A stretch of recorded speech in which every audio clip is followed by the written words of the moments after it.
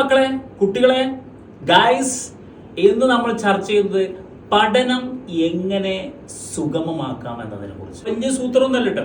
ഈ പഠിക്കാനുള്ള സൂത്രങ്ങളെ എൻ്റെ അഭിപ്രായത്തിൽ തിന്നാ പഠിച്ച റെസ്റ്റ് എടുക്കുക, ഉറങ്ങാം.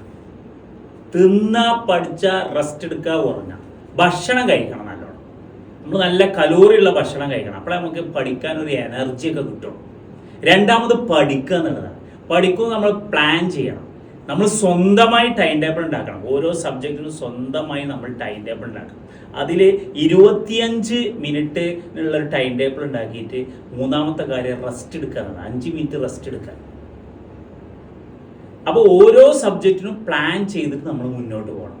പാഠപുസ്തകത്തിൽ ഓരോ വരികളിലൂടെയും നമ്മൾ ചലിക്കണം. നമ്മുടെ മനസ്സ് കൊണ്ടുപോകണം. നോട്ടുകൾ, പരീക്ഷകൾ, ഇതൊക്കെയാണ് രണ്ടാമത് പറയുന്നത്. മൂന്നാമത്തെ റെസ്റ്റ് എടുക്കുക. നമ്മൾ ഈ 25 മിനിറ്റ് കഴിഞ്ഞാൽ ജപ്പാനിലെ ആളുകൾ പറയുന്നത് 5 മിനിറ്റ് റെസ്റ്റ് എടുക്കുന്നത്. ആ റെസ്റ്റിൽ നമുക്ക് ഡാൻസ് കളിക്കാം, നമ്മൾ എന്തെങ്കിലും ഗെയിംസ് കളിക്കാം, ഒരു പാട്ട് കേൾക്കാം, അതൊക്കെ ചെയ്യാം. പിന്നെ നമ്മൾ ഉറങ്ങുക എന്നുള്ളതാണ്. നാലാമത് പറയാനുള്ളത് ഉറങ്ങുക എന്നുള്ളത്. ഉറങ്ങണം. ഒരു 6 മണിക്കൂറെങ്കിലും നമ്മൾ എന്ത് ചെയ്യണം? ഉറങ്ങണം.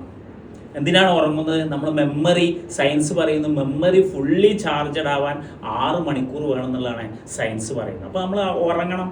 ഉറങ്ങാതിരിക്കരുത്. 6 മണിക്കൂറെങ്കിലും ഉറങ്ങണം. ഈ 7-8 മണിക്കൂറായാലും കുഴപ്പമൊന്നുമില്ല. 24 മണിക്കൂറുണ്ടല്ലോ ദിവസം. അപ്പോൾ ഈ കാര്യം ഒന്ന് ശ്രദ്ധിക്കുക.